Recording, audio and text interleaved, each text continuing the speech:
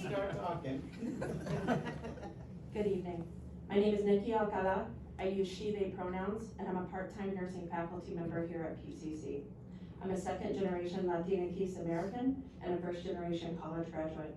I graduated high school and entered nursing as an LPN by attending a vocational school.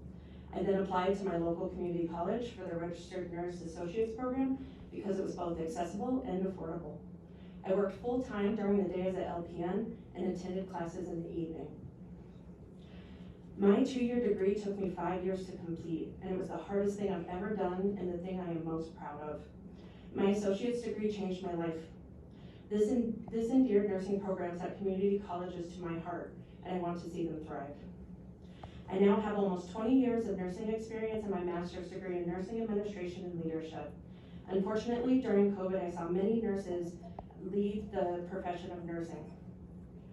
A recent study showed over 100,000 registered nurses left the workplace due to stress of the pandemic. Recognizing the strain, I shifted my focus from leadership to education and now work full-time as a nurse educator at OHSU, and last year applied for a part-time role teaching first-year nursing students here at PCC. Unfortunately, my experience at PCC has been both lacking and disappointing. I've experienced delayed responses and lacks of communication from leadership. I had an almost complete lack of onboarding and orientation. I was not informed of staff meetings, and then there was confusion surrounding being paid for new employee training, which no one told me about and I found on my own. When I started, I had no approved hours outside of clinical time for preparation or grading. Student assignments were confusing and changed throughout the semester, and there's been a complete lack of functional leadership. I want better for faculty that are hired after me so that they stay. Let me put on my educator hat real quick and talk about some nurse numbers. 21,636. That's the current number of nurses that the state of Oregon is short. 6,800. The number of qualified students who applied in 2020 to nursing programs in Oregon when only 23% of those students were accepted. $48,830. That's the amount nursing faculty are underpaid in the state of Oregon compared to their peers.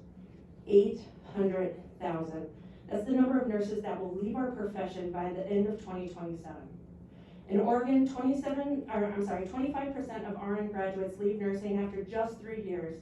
50% leave after 10 years, with BIPOC nurses leaving quicker than that.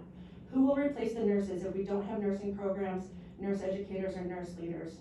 Currently, there's no director. Unlike other programs where a dean can step into that role, OSBN requires that this person be a nurse. We find ourselves without someone who can post a job like the 3 full-time nursing faculty that we are currently short.